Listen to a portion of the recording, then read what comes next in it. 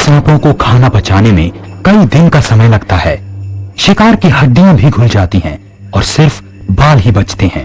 एक औसत Palestinian wiper हर महीने 12 चूहों को खा लेता है। घने जंगलों और झाड़ियों के कारण माउंट कार्मेल सांपों के लिए एक बढ़िया आवास क्षेत्र है और इसकी वजह से एक और दिलचस्प जानवर यहाँ आकर्षित होता है। योखाई अनोखे सांपों के प्रजनन विशेषज्ञ और स्थानीय सांप पकड़ने वाले व्यक्ति हैं। योखाई को अक्सर इस इलाके में सांपों से भयभीत लोगों के फोन आते रहते हैं। सबसे पहले वे ये पता लगाते हैं कि सांप खतरनाक है या नहीं। ऐसे ही एक बुलावे पर मैं भी योखाई के साथ सांप पकड़ने गया। इस बूढ़ी महिला के घर में एक बड़ा वाइपर घुस आया है और फर्नीचर के पीछे कहीं छिप गया है।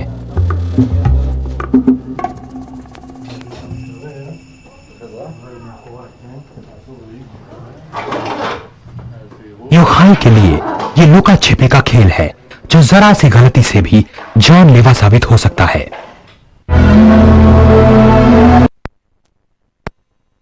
इजराइल का एक सबसे खतरनाक सांप घुस आया है और सांप पकड़ने वाले स्थानीय विशेषज्ञ योखाई रसोई घर में उसे ढूंढ रहे हैं।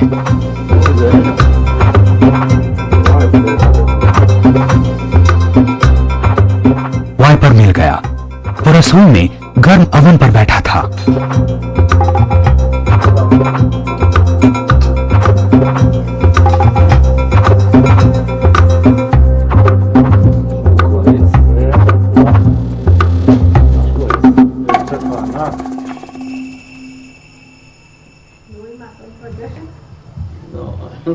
נראה לי שהיא... תודה רבה. בבקשה, שיהיה לכם כל טוב. גם לך. שניפגש בדברים אחרים. हमेशा की तरह योखाई ने सांप को बिना नुकसान पहुंचाए पकड़ लिया और शहर से दूर ले जाकर छोड़ दिया।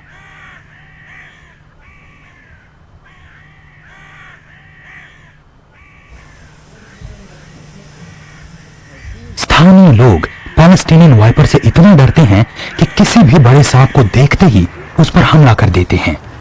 गलत पहचान के कारण अक्सर सीरियन ब्लैक रेसर भी मारा जाता है। ये इजराइल के सबसे बड़े सांपों में से एक है। इसकी लंबाई 3 मीटर से अधिक हो सकती है और आमतौर पर यह खेतों में पाया जाता है, लेकिन ये बड़ी आसानी से लोगों के घर आंगन में भी घुस जाता है। ऐसे कुछ सांपों को तो दफ्तर की इमारतों में ऊपर की मंजिल पर चढ़ते हुए भी पकड़ा गया है। ब्लैक रेसर इजराइल के सबसे जबरदस्त और खूबसूरत सांपों में से एक है। ब्लैक रेसर अधिकांशतः चूहों और छोटे पक्षियों तथा जहरीले वाइपर समेत अन्य सांपों को भी खाता है। कुछ लोगों का मानना है कि सभी सांपों को खत्म कर देना चाहिए, पर ब्लैक रेसर्स को मारकर असल में वे अपने आंगन में वाइपर की मौजूदगी की संभावना बढ़ा रहे हैं। ये सबसे तेज और सबसे गुस्सैल सांपों में से एक है। आमतौर पर जब इन सांपों को इस तरह पकड़ा जाता है तो ये डसने की कोशिश करते हैं। कुछ मिनट बाद ये शांत हो जाते हैं और अगर इन्हें ठीक से पकड़ा जाए तो काटना बंद कर देते हैं। ये इस तरह से बिल्कुल शांत हो जाते हैं।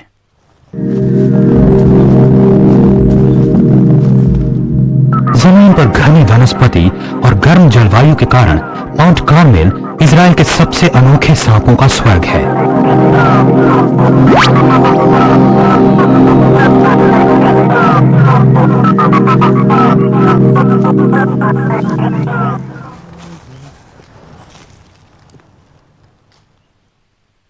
जंगल में घूमते हुए मुझे एक बहुत दिलचस्प जानवर मिला। आप सोच रहे होंगे कि मैं बताऊंगा कि यह किस प्रजाति का सांप है, लेकिन असल में यह सांप नहीं बल्कि एक छिपकली है। बिना पैरों वाली इस छिपकली को आर्मर्ड ग्लास लेजर्ड कहते हैं। छूने पर यह बख्तर की तरह सख्त लगती है। इसका शरीर बहुत सख्त होता है। इसका नाम ग्लास लेजर्ड होने की वजह इसके शरीर का चमकीला होना है। सांप जैसा दिखने के कारण इस जीव को इंसान की मार झेलनी पड़ती है और लोग इसे सांप समझकर बेखटके मार डालते हैं।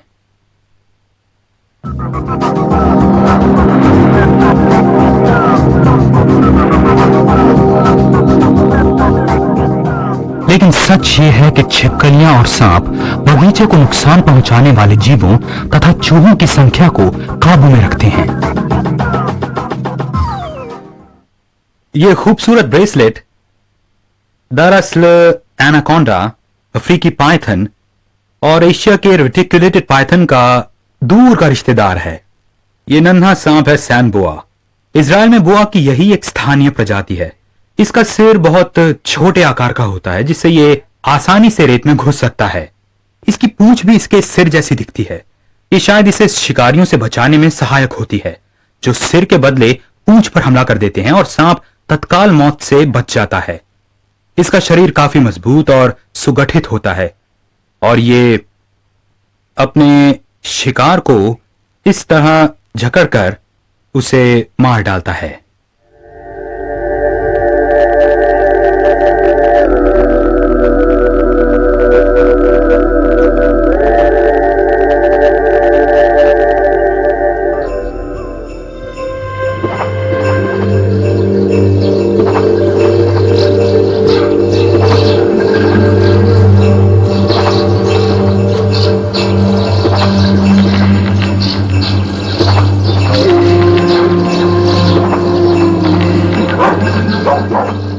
लंबे चौड़े खुले इलाकों की मौजूदगी और शहरी क्षेत्रों के विकास के कारण लोगों और उनके पालतू जानवरों से सांपों का संघर्ष होने लगता है।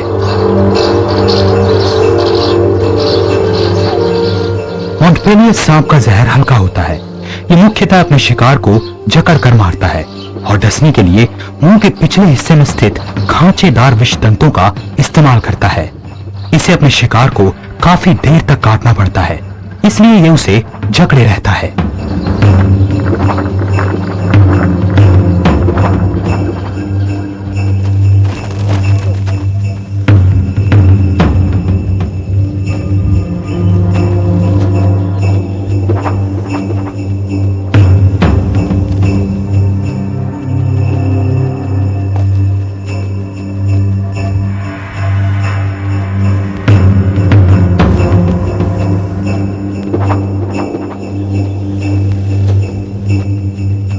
इस बार ये बिल्ली और ये सांप दोनों सुरक्षित बच गए, लेकिन सच ये है कि अधिकांश सांपों को बिल्लियों के मुकाबले बहुत ज्यादा खतरा है। कार्मेल इलाके की तरह ही मुझे नेगेव नामक सूखे रेगिस्तान में भी जहरीले सांपों की खोजबीन का काम बहुत पसंद है। ये रेगिस्तान इजराइल के 2/3 भूभाग में फैला है। हम नेगेव रेगिस्तान वेडिजिन में हैं। मैं यहाँ इसलिए आया हूँ क्योंकि कोबरा को ढूंढने के लिए ये एक सबसे अच्छी जगह है।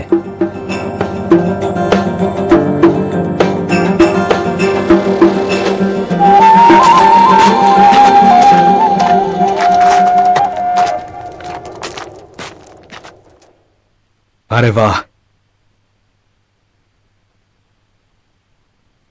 ये बहुत ही शानदार और खूबसूरत सांप ब्लैक डेजर्ट कोबरा है।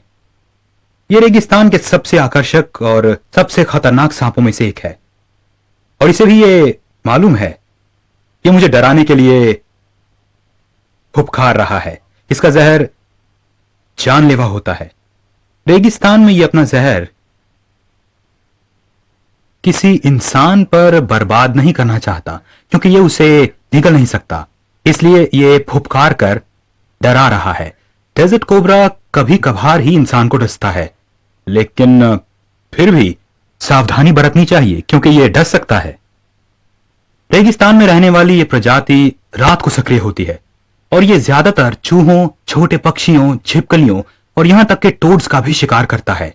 पिछले 2 दशकों में ये सांप बस्तियों और घरों में ज्यादा नजर आने लगे हैं, क्योंकि ये बस्तियों में रहने वाले कई चूहों और खेती के साथ साथ रेगिस्तानी इलाके में आए टोड्स की तरफ आकर्षित होते हैं।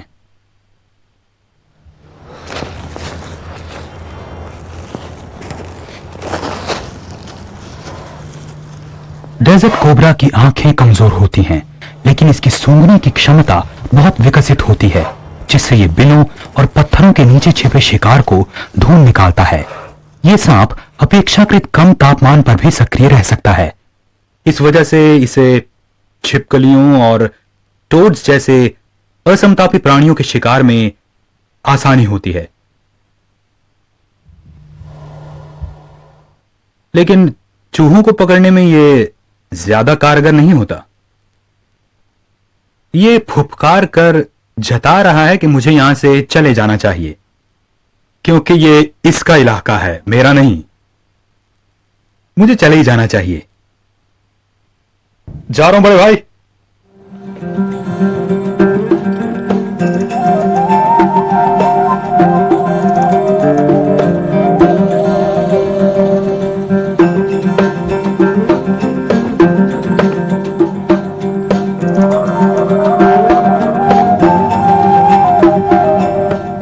अधिकांश लोग सोचते हैं कि सांप सिर्फ दिन के समय निकलते हैं, लेकिन मैं रेगिस्तान में रात के समय यह साबित करने के लिए निकला हूं कि कुछ सांप रात के अंधेरे में भी बड़े आराम से निकलते हैं।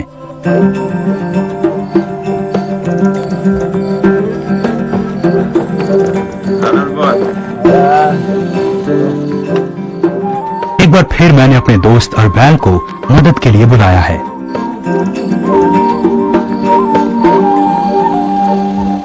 हमारा इरादा रात को आग जलाकर कैंप लगाकर खाना पकाना है और फिर रात के समय निकलने वाले सांपों की तलाश करना है। मुझे याद है कि बचपन से ही मैं रेगिस्तान में इस तरह की यात्राओं पर जाता रहा हूं। मैं शुरू से ही सरीसृपों की तरफ आकर्षित हो गया था।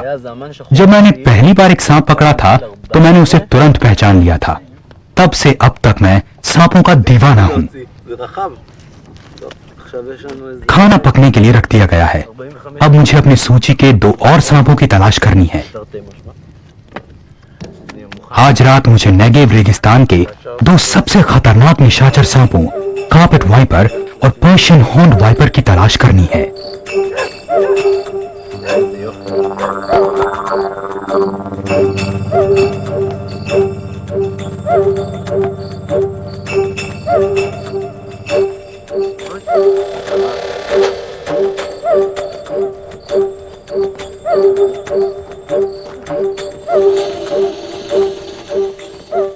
मैंने काफी समय से इतना खूबसूरत कार्पेट वाइपर नहीं देखा है। देखिए ये कैसे बगल की ओर खिसकता हुआ चलता है। यह अनुकूलन गर्म और भुरभुरी मिट्टी में चलने के लिए है ताकि सतह से कम संपर्क रहे। जरा ये तो देखिए, ये क्या है? ये एक हॉर्न्ड वाइपर है। हिब्रू भाषा में सांप को शिफॉन कहते हैं, जिसका अर्थ है फुफकारना। खतरा महसूस करने पर यह बहुत डरावने ढंग से फुफकारता है और इस आवाज को सुनकर हमें इससे दूर चले जाना चाहिए।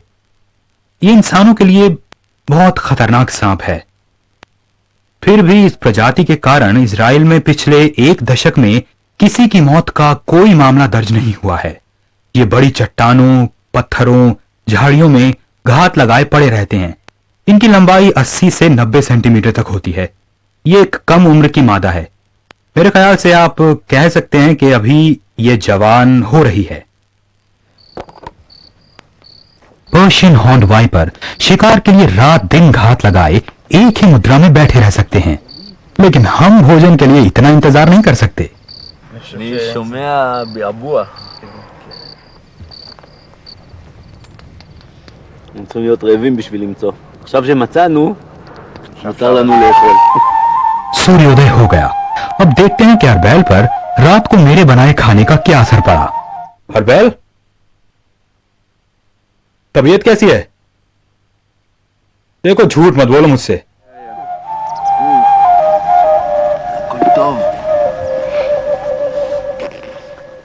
कार्पेट और हॉर्न वाइपर्स निशाचर होते हैं, इसलिए इन्हें ढूंढने के लिए सवेरे ही उठना पड़ता है, क्योंकि ये भी सुबह की ठंडक में निकलते हैं।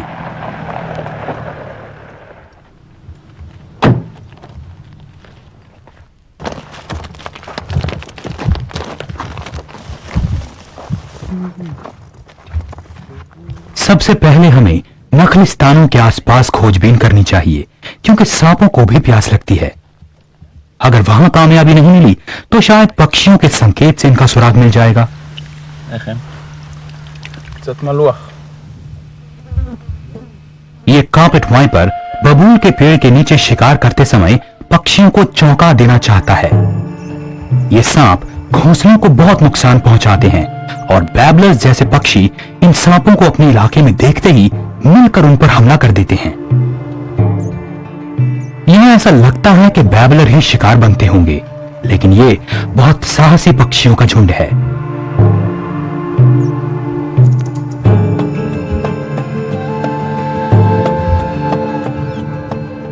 अक्सर पासा पलट जाता है और सांप खुशकिस्मती से ही बचकर निकल पाता है।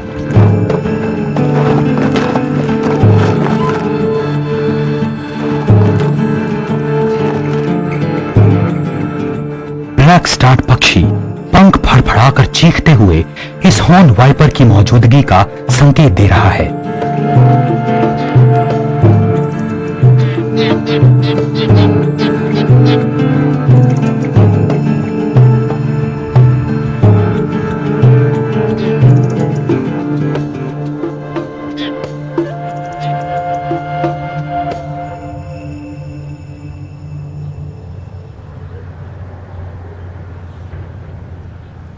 लेकिन जब आसपास कोई परिंदा नहीं होता तो इस पर्शियन हॉर्न वाइपर जैसे सांपों को अनजान शिकार के लिए घात लगाने का मौका मिल जाता है।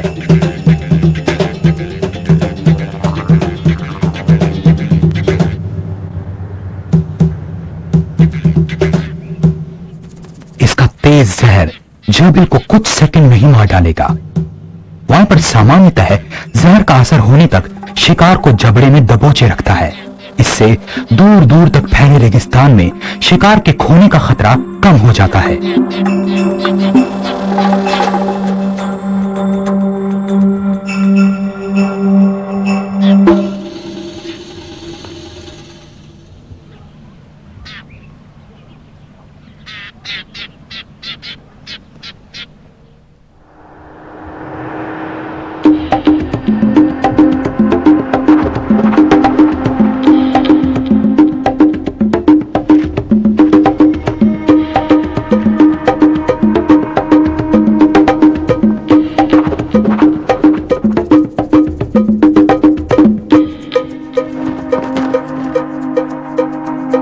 ऊपर से देखने पर नेगेव रेगिस्तान बिल्कुल बंजर लगता है, फिर भी यहाँ कार्पेट वाइपर के जिंदा रहने के लिए तमाम सुविधाएं मौजूद हैं।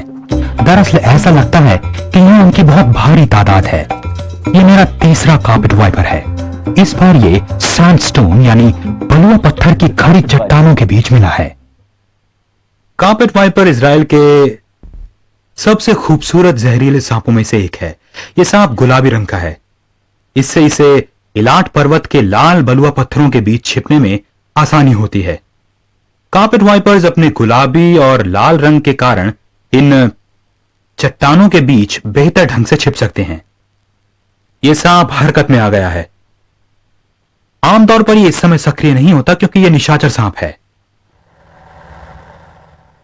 आंकड़ों के हिसाब से कार्पेट वाइपर इजराइल का दूसरा सबसे खतरनाक सांप है, यानी पैलेस्टाइन वाइपर के बाद इसी सांप के डसने से सबसे अधिक लोग अस्पताल पहुंचते हैं। यह इंसानों के लिए जानलेवा साबित हो सकता है। उत्तर के पैलेस्टाइन वाइपर की तरह दक्षिणी इजराइल के रेगिस्तानी इलाकों का यह सांप इंसानों के आसपास पाए जाने वाले चूहों और छोटे पक्षियों के शिकार के लिए लोगों के घर, आंगन और बस्ती में भी पहुंच जाता है।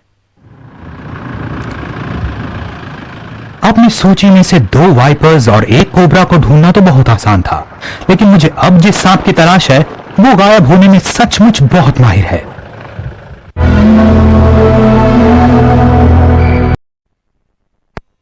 जहरीले सांप पाए जाते हैं जिनका सही ठिकाना मालूम ना हो तो आप उन्हें नहीं देख पाएंगे। मैं अभी एक सांप के बिल्कुल ऊपर ही बैठा हूं और यह सांप है इजराइल का सबसे छोटा जहरीला सांप, कॉमन सैंड वाइपर। यहां देखिए, कुछ नजर आया? 1 मिनट रुकिए।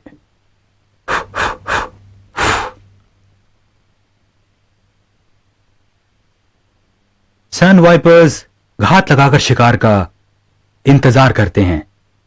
ये रेत में घुस जाते हैं और सतह पर सिर्फ इनकी आंखें निकली होती हैं।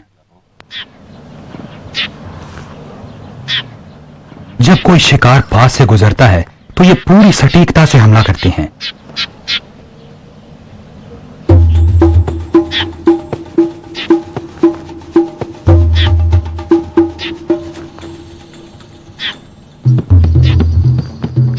सैंड वाइपर्स आमतौर पर रात को ही सक्रिय रहते हैं। दिन में ये रेगिस्तान की तेज धूप से बचने के लिए झाड़ियों की छांव में रेत के भीतर आराम करते हैं। इन्हें सिर्फ रेत पर इनके निशानों से ही ढूंढा जा सकता है।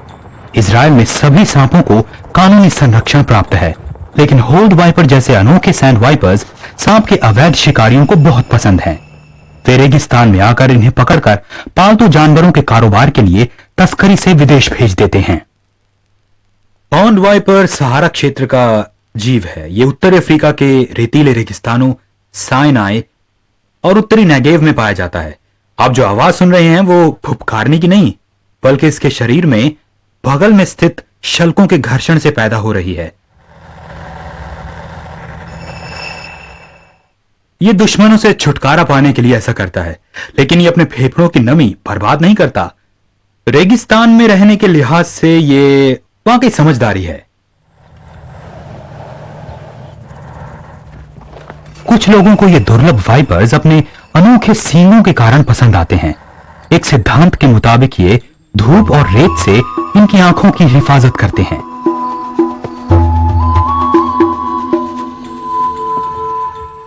सैंड वाइपर्स का काफी शिकार होता है और ये सिर्फ अपने हुलिये के कारण पकड़े जाते हैं, लेकिन इजराइल का सबसे दुर्लभ सांप जादुई असर करने वाली दवाइयां बनाने में शोधकर्ताओं की मदद कर सकता है।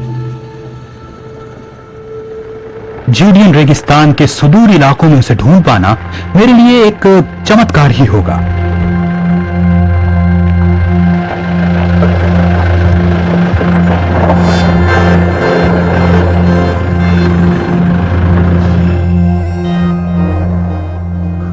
अफ्रीका की ग्रेट रिफ्ट वैली के छोर पर स्थित जूडियन रेगिस्तान अपनी शानदार घाटियों के लिए विख्यात है और यहाँ एक रहस्यमय तथा अनोखा जानवर ब्लैक मून वाइपर पाया जाता है।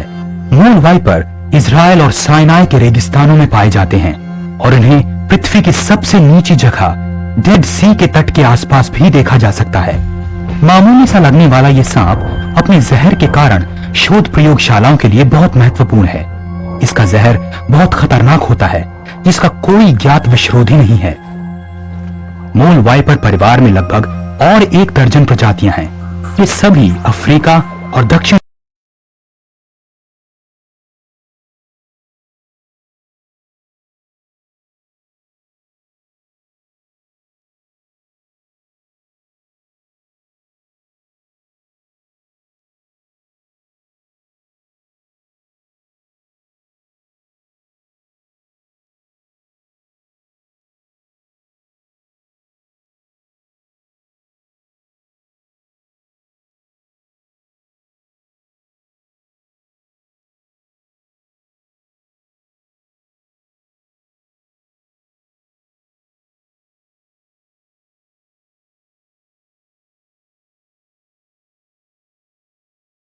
विश्रोधी।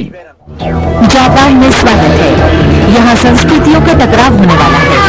अब ब्रायन बुश मेरे लिए ये एक नया तजुर्बा है। एक खतरनाक सांप का पीछा करते हैं। मैं कांप रहा हूँ। इस 5 फुट के सांप में बिजली जैसी तेजी है। ये एक खतरनाक वाइपर है जिसे हाबू कहा जाता है। अगर ऑस्ट्रेलिया में ऐसे सांप होते तो वहां बसे बहुत से लोग वो जगह छोड़ चुके होते।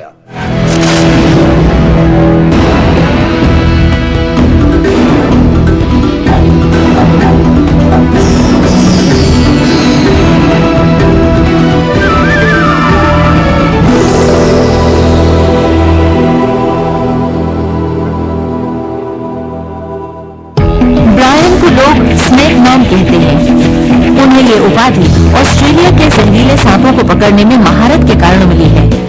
ये बहुत खतरनाक है। अपने इस जुनून की वजह मैं आपको नहीं बता सकता।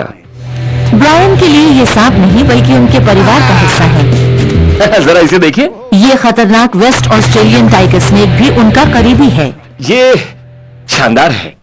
जहरीले सांप को इस तरह पकड़ने के काम को टेलिंग कहा जाता है। इसे पकड़ने के कई कम खतरनाक तरीके भी हैं, लेकिन ऑस्ट्रेलिया में ये ऐसे ही किया जाता है और यहाँ ब्रायन सांपों के बारे में जानकारी देकर अपनी आजीविका चलाते हैं। ये न चिपचिपा है न गंदा है, एकदम साफ है। ये सांप पकड़ने वाला बनेगा। हे! बचपन से ही ब्रायन को सांपों से खेलना पसंद है और बड़े होने पर ये पेशेवर सरीसृप विज्ञानी बन गए। लेकिन उनका ये अनुभव सीमित है क्योंकि वो कभी ऑस्ट्रेलिया से बाहर नहीं गए हैं। मैं कभी ऑस्ट्रेलिया से बाहर नहीं गया। मैं और ज्यादा सांप देखना चाहता हूँ। विशाल ऑस्ट्रेलिया में कई खतरनाक सांप पाए जाते हैं। इनमें डेथ एडर, किंग ब्राउन और यहाँ के सबसे जहरीले इनलैंड ताइपैन सांप हैं। ऑस्ट्रेलिया में इतने तरह के खतरनाक सांप हैं, लेकिन ये अकेला महाद्वीप है जहाँ तमाम जहरीले सांपों में सबसे विकसित किस्म के सांप नहीं मिलते। यहाँ वाइपर सांप नहीं पाए जाते। वाइपर सांपों की खासियत स्प्रिंगदार चाकू जैसे उनके खोखले विषदंत हैं, जो हाइपोडर्मिक सुई की तरह काम करते हैं। सबसे खतरनाक किस्म के वाइपर्स में से एक दक्षिण जापान के छोटे से द्वीप समूह पर रहता है। ये काफी बड़ा और बेहद तेज सांप हाबू है। ये रात को शिकार करते हैं। हाबू हर साल 600 लोगों को डसते हैं, यानी लगभग हर रोज 2 व्यक्तियों को। इनके जहर से मांस सड़ने लगता है और इनके डसने से हुआ जख्म कभी नहीं भरता। ब्रायन ऐसे ही सांप से मिलना चाहते हैं, इसलिए पर्थ की पहाड़ियों से जापान की राजधानी की सड़कों पर पहुंचकर ब्रायन हाबू की तलाश करने वाले हैं। जरा सुनिए। जी हाँ, क्या आप हाबू के बारे में जानते हैं? हाबू? ब्रायन के अनुवादक ताइजी गराशी को लगता है कि वो असली क्रोकोडाइल डंडी के साथ घूम रहे हैं। मुझे बताया गया था कि ब्रायन क्रोकोडाइल डंडी जैसे हैं, इसलिए मैं इनसे मिलना चाहता था। ब्रायन बड़ी तेजी से यहाँ के बारे में सीख रहे हैं। बढ़िया विश्रोधी। यहाँ खतरनाक सांपों को दवाइयों के रूप में बेचा जाता है। आज जापान में मेरा पहला दिन है, मजा आ गया। इसकी क्या कीमत है?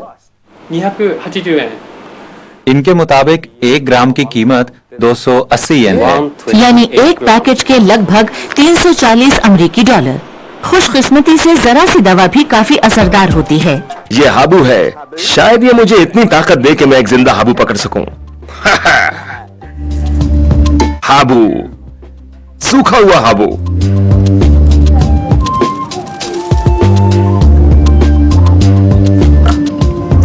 थोड़ा सा गिर गया।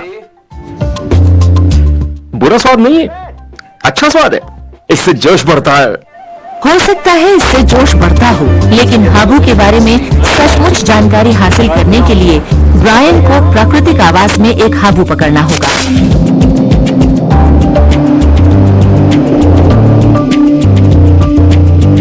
टोक्यो से ब्रायन दक्षिण में स्थित इन द्वीपों की ओर रवाना हो गए।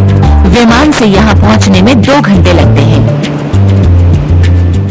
मैं एक तूफान के बाद अभी अभी अमामी आइलैंड पहुंचा हूं। छुट्टी मनाने वालों के लिए यह तूफान बहुत अच्छा ना हो, लेकिन इससे सांप पकड़ने वालों की गतिविधियां बढ़ जाती हैं। तेज हवा और ठंडी बारिश से सांप अपने बिलों से बाहर निकल आते हैं। आज अमामी द्वीप पर हर किसी के दिमाग पर हाबू छाया हुआ है। ब्रायन ने पाया कि उनका टैक्सी ड्राइवर भी हाबू की तलाश में है। ये हाबू बॉक्स है और ये है उसे पकड़ने की छड़ी। ये टैक्सी ड्राइवर ज्यादा पैसा कमाने के लिए इन्हें साथ लेकर चलते हैं। जब किसी टैक्सी वाले को हाबू मिल जाता है तो उसकी लगभग 12,000 येन यानी $100 की अतिरिक्त कमाई हो जाती है। वो इसे भोजन के लिए, फैशन के लिए या फिर संगीत सीखने के लिए बेच सकते हैं। कुछ लोगों का मानना है कि हाबू सिर्फ मरे हुए ही अच्छे होते हैं। ये सांप इतना खतरनाक है कि हर तरफ इसकी दहशत है। ये अच्छा चिन्ह है। यहाँ सांप मारने की छड़ी हर जगह मौजूद है। हम हाबू के इलाके में हैं। ये एक और। इन छड़ियों का इस्तेमाल सांप मारने के लिए किया जाता है। हैरानी की बात नहीं है कि यहाँ के लोग इन्हें हमेशा साथ रखते हैं, क्योंकि हाबू के काटने की लगभग 1/4 घटनाएं ऐसे घरों के पास होती हैं। यहाँ सिरों को टैक्सुटा रहते हैं। बचपन में अपने माता पिता के खेत में काम करते हुए उन्हें हाबू ने काट लिया था। इस सांप के जहर से मांसपेशियां नष्ट हो जाती हैं। ब्रायन अब देखने वाले हैं कि कैसे सिरोको जैसे इस सांप के शिकार कई वर्षों तक इसके प्रभाव को झेलते रहते हैं। यही वो जगह है जहां सांप ने इन्हें काटा था। 47 साल और दर्जनों तरह के इलाज के बाद भी आखिरकार हाबू के जहर ने सिरोको पर अपना असर दिखा ही दिया। मांसपेशियों का नष्ट होना कभी नहीं रुका। ये काफी समय तक चलता रहता है। 3 साल पहले इनका पैर काटना पड़ा। खेतों में काम करना मुश्किल हो गया। इस सांप का जहर एक लंबे अरसे तक खतरनाक असर दिखाता है। ब्रायन हमेशा की तरह मजाकिया मूड में नहीं है। सिरोको की कहानी और वाइपर के जहर का असर देखकर वो हिल गए हैं। शायद ब्रायन ऐसे सांप की तलाश में निकले हैं जो उनके अब तक के तमाम सांपों से ज्यादा खतरनाक है। सिरोको के घर के पास के गांव में ब्रायन को एक हाबू सेंटर नजर आता है। ये हाबू के खौफ को दर्शाने वाली छोटी सी जगह है। इसने दूसरे हाबू को निगल लिया, अपनी ही प्रजाति को खा लिया। ये सिर्फ चूहे ही नहीं खाते, अपनी प्रजाति के सदस्यों को भी निगल लेते हैं। ये एक्सरे एक हाबू का है, जिसके पेट में एक दूसरा हाबू मौजूद है। अपनी ही प्रजाति को निगलने वाले हाबू का एक्सरे असामान्य चीज है। यक! ब्रायन सर्पदंश के प्रभावों को देखते हैं। मैं हाबू के जहर से प्रभावित हाथ पैरों की तस्वीर देख रहा हूँ। ये बहुत घिनौना दृश्य है। मैं सावधान रहूंगा कि कोई हाबू मुझे डस न ले। आखिरकार ब्रायन का सामना हाबू से हुआ। वाह! मैं तुम्हारे पास नहीं आऊंगा। लीजिए, पहली बाजी तो सांप ने जीत ली। सांप ने सिर्फ ब्रायन की गति देखकर हमला नहीं किया, बल्कि इसने उन्हें आग के एक विशाल गोले के रूप में देखा होगा। हाबू एक अनोखा वाइपर है। तीर के आकार वाले इसके सिर के भीतर जानलेवा जहर छोड़ने वाले खोखले विषतंतु होते हैं। किसी अन्य वाइपर के मुकाबले हाबू एक शक्तिशाली पिट वाइपर है। ये इंफ्रारेड जोन वाला जीव है। इसकी आंखों के नीचे मौजूद गड्ढे ऊष्मा को इतनी अच्छी तरह महसूस कर सकते हैं कि पिट वाइपर को अपने शिकार का पता लग जाता है। ये गड्ढे ऊष्मा के प्रति इंसान की त्वचा के मुकाबले 100 गुना ज्यादा संवेदनशील होते हैं, जिससे ये सांप रात को भी शिकार कर सकते हैं। लेकिन कई बार शिकारी खुद शिकार बन जाता है। ब्रायन को एक झटका लगने वाला है। इस हाबू को पर्यटकों के सामने प्रदर्शन के लिए मारा जा रहा है। वीजल जैसा दिखने वाला ये नेवला इसे मारता है। रोए वाला ये मांसाहारी जीव इन द्वीपों पर हाबू की संख्या नियंत्रित करने के लिए बाहर से लाया गया है। बदकिस्मती से नेवले दिन में शिकार करते हैं, जिस समय हाबू आराम कर रहे होते हैं। इसलिए इस तरह के पिंजरों के अलावा शायद ही उनका आमना सामना होता है, और ये लड़ाई भी बराबरी की नहीं है। सांप के विषतंत्र तोड़ दिए गए हैं। ब्रायन इस वाइपर को कभी इस रूप में नहीं देखना चाहते थे। सांप के साथ इस तरह का बर्ताव तो मेरे लिए एक सदमा है। अब सांप की खाल बेच दी जाएगी। आगे देखिए, एक डरावनी, बहुत डरावनी चीज। मैं कांप रहा हूँ। ये डरावना है। क्या सांपों की नाभि होती है? जवाब स्नेक रैम्बलर्स में ब्रेक के बाद।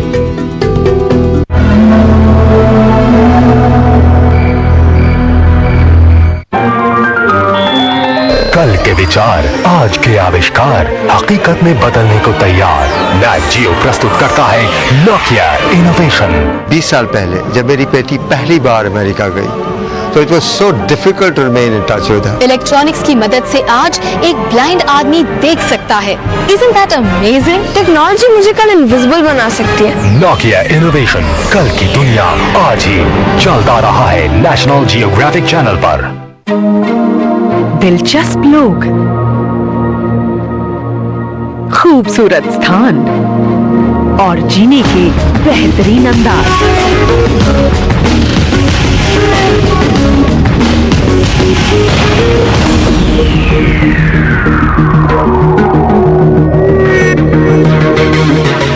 देखिए हमारी नजर से अपनी दुनिया को पीपल एंड प्लेसेस में आज रात 8 बजे सिर्फ नेशनल जियोग्राफिक चैनल पर।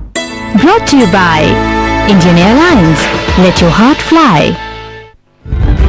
ESPN Star Sports presents the Barclays English Premier League.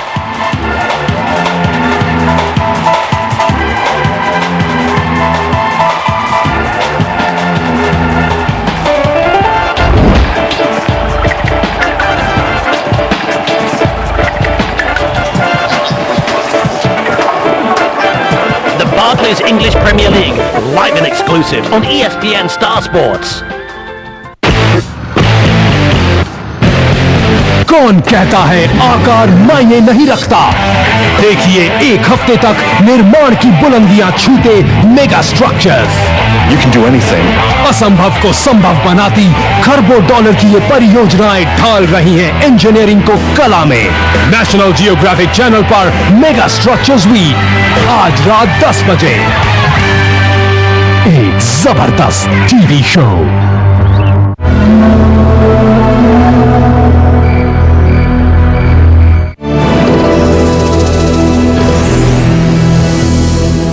क्या सांपों की नाभि होती है?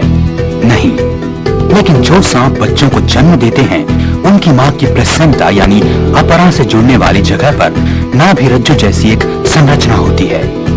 ये निशान कई दिनों तक बना रहता है, लेकिन इसकी मौजूदगी से शल्कों की बनावट पर कोई असर नहीं पड़ता और इसे नाभि नहीं माना जाता है। सर्प विशेषज्ञ ब्रायन बुश जापान के खतरनाक हाबू सांप का अनुभव प्राप्त करने के लिए जिंदगी में पहली बार ऑस्ट्रेलिया से बाहर निकले हैं। यहाँ अमामी द्वीप पर इन्होंने पाया कि यहाँ वाइपर एक जबरदस्त उद्योग बन चुका है। इस इलाके की साके पर भी हाबू का असर पड़ चुका है।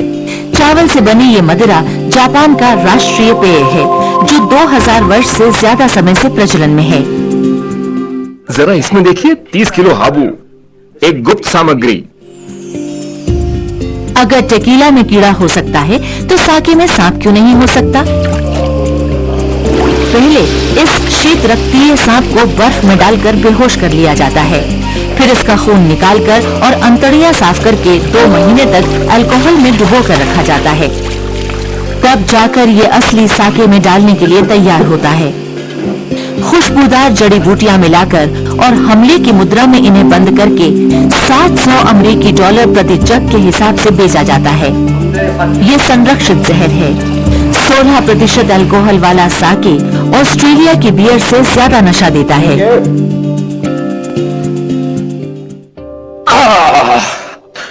हिला के रख दिया। असरदार है। दावा किया जाता है कि हाबू साके से शक्ति और मर्दानगी मिलती है। शायद इतना साहस भी मिल जाए कि रात के अंधेरे में सड़क पर मौजूद हाबू को पकड़ा जा सके। मुझे इसी पल का इंतजार था। सूरज डूब गया है और मेरी उम्मीद बढ़ गई है। अब हम हाबू को उसके कुदरती माहौल में पकड़ने जा रहे हैं। हाबू रात को शिकार करते हैं, लेकिन ब्रायन तो नजर आने वाले हर सांप के पीछे पड़ जाते हैं। वाह, बहुत शुभ संकेत है। कुछ ही मिनटों में हमें अपना पहला सांप मिल गया है। ये ठोस धातु वाला सांप एकामाटा है।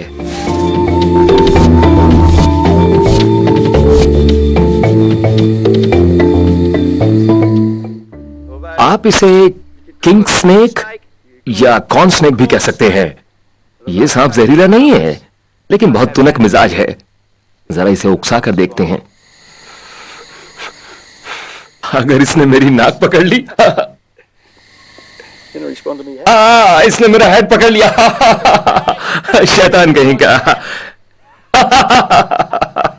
मेरे इस बढ़िया ऑस्ट्रेलियाई हेड को बर्बाद मत करो, ठीक है? हम इसे सड़क के किनारे छोड़ देते हैं। उम्मीद है कि ये जल्दी यहां नहीं लौटेगा। है।